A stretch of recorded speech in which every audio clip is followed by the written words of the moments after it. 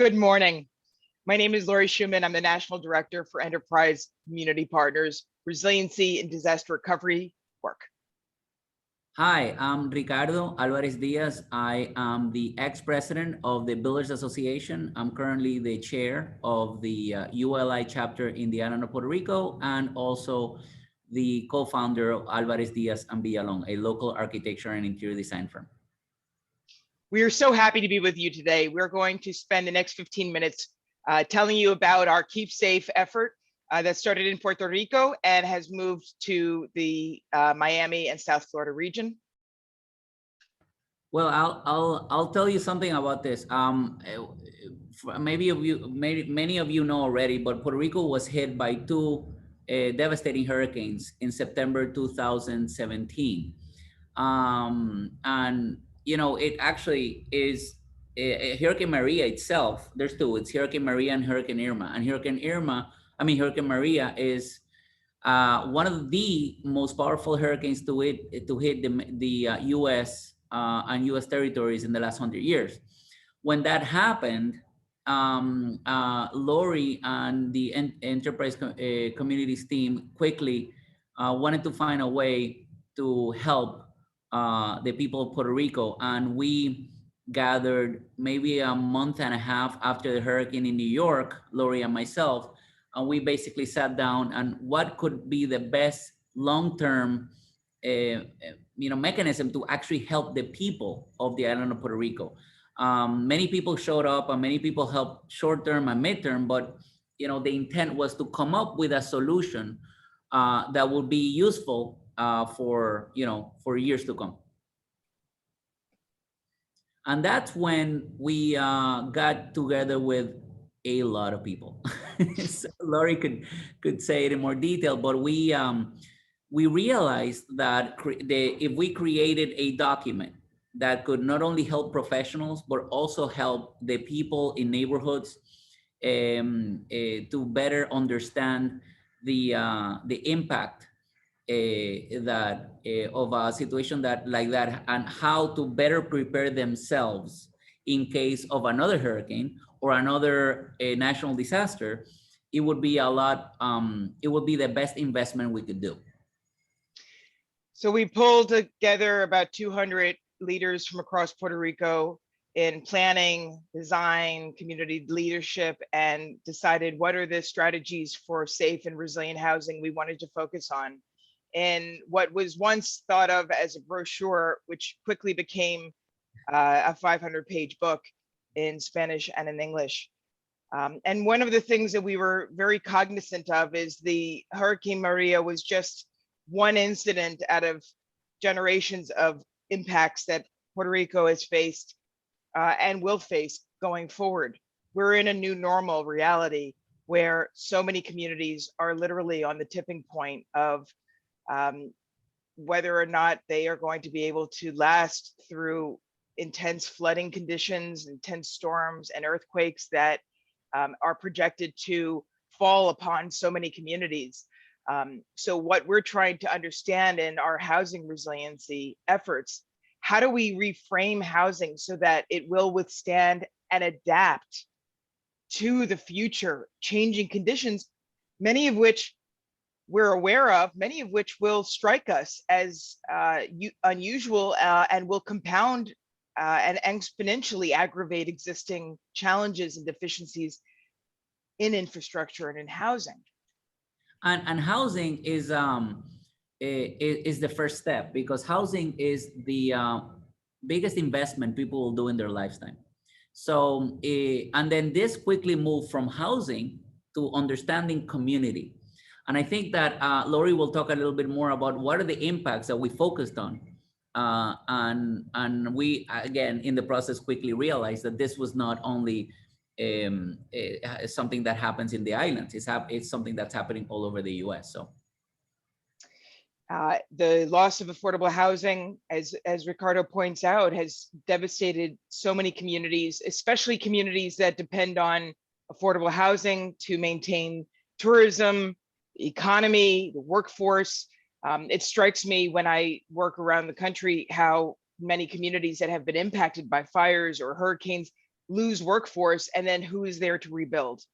Correct. So this is a big challenge. And for us, making sure our housing is solidly resilient is our challenge of a lifetime.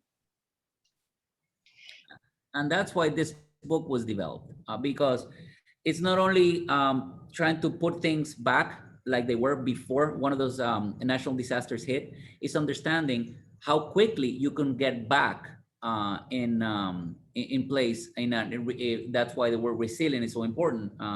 Resilient housing. How can we get back, and how quickly we can get back? And the intent of the book was basically beginning with housing and understanding the impacts and what people can do in order to create resilient housing within their communities. And it basically, the book takes us through the sequence of how you construct a building, how you design a house from the very beginning, where you're trying to understand what your hazards are, what your conditions are, what your site is, how to deal with the bones of your building, moving through the interior components, your mechanical systems, your water systems, the skin on your building. We understand and we promote housing as an integrated unit of dynamic systems that work together to create what we know as our home. And we also understand that housing faces extreme risk, not just currently, but in the future. We really are moving into a very volatile period where there's a lot of changing dynamics that are occurring between the warming seas, the heating earth, and how that will impact the weather patterns that will shape our lives. And we explain this in the book very clearly. And adding to what Laurie said, we also went into detail about site selection, because I think that sometimes when we focus too much on housing itself, we forget the location of the housing, and we forget the impact that location might have within the community. Your property might not be damaged directly by a natural disaster, but the problem is that because of its location, you are now stranded in the middle of nowhere. So location site is hugely important, and how we can educate people of understanding the challenges in action, or the importance of choosing the right location. And then, of course, the question upon us right now is, how will we pay for all of this work? And one of the earlier conversations Ricardo and I had when we began this effort was that there was a sum of funding coming into Puerto Rico at the time through HUD CDBGDR program, and then later MIT program, to fund resilient housing, to build back better. And because we were aware of this funding coming forward, we want to make sure all federal dollars that come into communities will positively affect communities and help to support housing that will be resilient for decades, because this is a once in a lifetime investment of federal dollars. And there are federal funds coming into our communities. Correct, and this is something we go at the end of also in the book, so people understand the funding. The different types of fundings are going to be available. It's not only the traditional type of funding that we know, which is FEMA. There's CDBGDR, like Laurie said. There's a mitigation CDBGDR funding. Now we also have added elements with the American Jobs Plan. By President Biden and the Biden administration. So if you start seeing things in a holistic way, instead of only focusing in little different areas, we can better utilize those funds to create sustainable economic development, instead of actually just pouring money into bad money. Every time you fix something in the wrong location, every time you fix or put money and just get the properties to the same level they used to be before, you're missing the bigger picture of understanding what the location matters, and what is the economic impact of reinvesting in the same area. So looking at all these mechanisms allows the homeowner to understand what would be the best solution for themselves and also for their communities. And further to that, we realized that the house in itself is connected intrinsically to the infrastructure in the community, that the house is infrastructure. It is part of the grid. It is the recipient of electricity from the grid, and it can also be a generative unit and provide electricity back to the grid. So there's a relationship we try to investigate in the book between housing and our standing and standard infrastructure in general. And as infrastructure funding gets deployed to communities, to Puerto Rico, we would like to make sure that it is tying together with the sustainability of homes, and that there's an interconnected, intersectional grid. Well, and the point of sustainability is key, because you can rebuild a home and then just put an air conditioning again. But what if you start taking in account sustainable and passive design mechanisms to actually allow you to survive during those challenging times, and make it at the same time sustainable, and then partly as a separate topic in terms of resiliency. We can talk about one of those projects that that if you follow the code and you follow the rules, you're going to be able to actually minimize the damage. We in 2016 began the construction of the first mixed income affordable housing project in the island. And when we designed it, which is called Renaissance Square, when we designed it, the location was key. We identified a location that was an urban location. In case of a situation, people could still walk around instead of actually having to get into a vehicle to get to for their needs.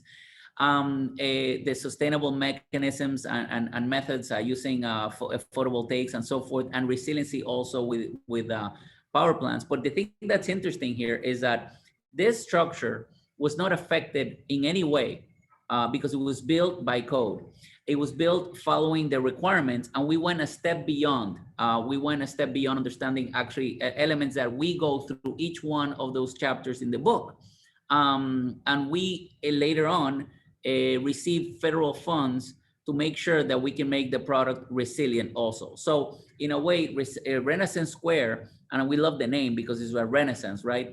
It became the iconic affordable housing project that is actually making sure that communities are not relocated after a hurricane, because the strong need communities stay together, and you start to create neighborhoods by following the different steps that we go through in detail in each one of the chapters in the book. So you can focus on your individual property, or you can focus many of the elements that we use in the chapters as a design mechanism or as a holistic view of how to better design multifamily projects too. So this is an example of, if you go through some of the elements that we include in the book, you're going to be successful, and you're going to definitely minimize the amount of damage you'll receive after hurricanes. And you know, one thing we learned in this process, Laurie and I, is that Puerto Rico, it's not unique. It's in a way, it's a microcosm of what's happening already in the mainland, what's happening in Florida, what's happening in Texas, what's happening in California. So that's why we took this, you know, original idea of keep safe Puerto Rico, and then maybe moved it and then actually move it to how we can apply the same idea in different areas in the US. And from there, we moved to what we now call Keep Safe Miami. And Keep Safe Miami is an effort to support the affordable multifamily housing stock in Miami, now Miami Beach and Miami-Dade, to be more resilient as Miamians confront a future of extreme heat, extreme storms and precipitation, and wind.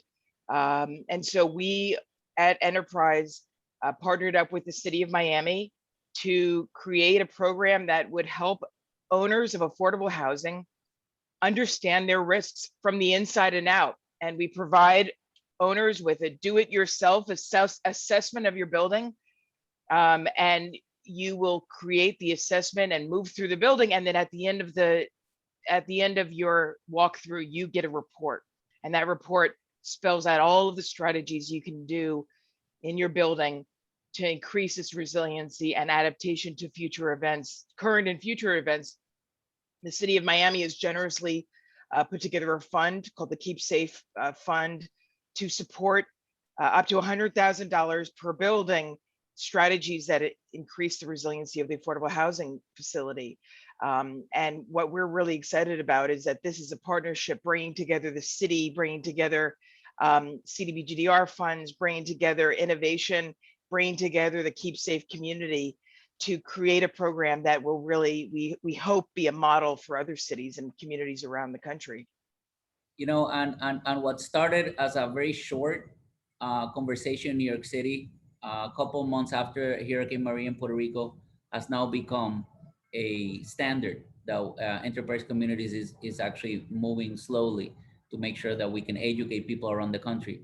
And in a way, I'll finish with this. You know, this is something we owe for every single person that lost their lives, not only in Puerto Rico, but around the country every time a national disaster hits.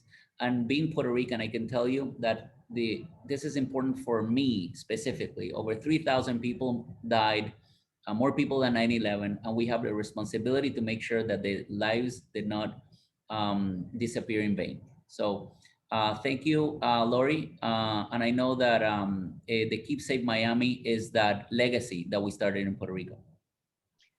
I could not be more honored to work with someone, such a brilliant architect and leader as Ricardo, and it has been a life's honor to do this work. And I couldn't have said it better than Ricardo. We are dedicated to the memories of everyone across the world that is suffering from climate change that's upending their homes and communities. Thank you so much, and we look forward to speaking with you later today. Thank you.